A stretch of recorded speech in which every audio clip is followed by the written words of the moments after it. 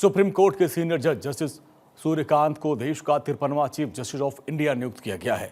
वो 24 नवंबर को शपथ लेंगे। कानून मंत्रालय ने ये जानकारी दी है। मौजूदा सीजीआई भूषण रामकृष्ण गवई की जगह लेंगे। वो सीजीआई गवई का कार्यकाल 23 नवंबर को खत्म हो रहा है। सुप्रीम कोर्ट के जज 65 साल की उम्र में रिटायर होते हैं और जस्टिस सूर्यकांत का कार्यकाल करीब 14 महीने का होगा।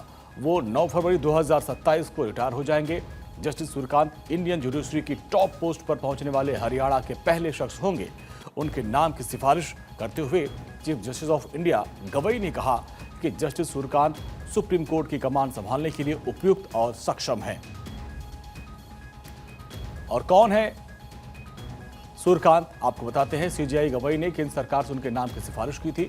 जस्टिस सूर्यकांत 24 मई 2019 को शीर्ष अदालत में जज बने और जस्टिस सूर्यकांत के पास पीठ में 2 दशक का अनुभव है। अनुच्छेद 370 को निरस्त करने के फैसले में वो शामिल थे।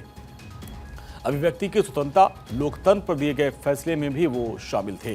भ्रष्टाचार और पर्यावरण से संबंधित ऐतिहासिक फैसले उन्होंने दिए थे।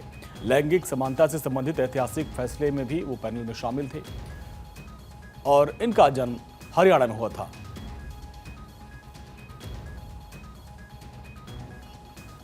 तो कई बड़े ऐतिहासिक फैसले उन्होंने सुनाए थे और खुद सीजीआई ने गवई ने केंद्र सरकार से उनके नाम की सिफारिश की थी। जस्टिस सूर्यकांत ने न्यायपालिका की 20 साल की सेवा में कई ऐतिहासिक फैसले सुनाए। पेगासस जासूसी मामले में भी वो उस बेंच का हिस्सा रहे जिसने साइबर विशेषज्ञों की कमेटी बनाकर मामले की जांच करवाई थी। सुप्रीम कोर्ट के जस्टिस सूर्यकांत नई कॉन्स्टिट्यूशनल बेंच का भी हिस्सा रहे हैं।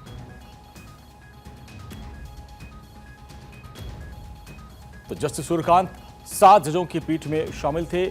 1967 के अलीगढ़ मुस्लिम विश्वविद्यालय के फैसले को खारिज किया था जिससे संस्थान के अल्पसंख्यक दर्जे को मुहर लगी थी। वो पेगासस सॉफ्टवेयर मामले में भी, जो स्पाइसवेयर मामले में भी वो उस फैसले में शामिल थे।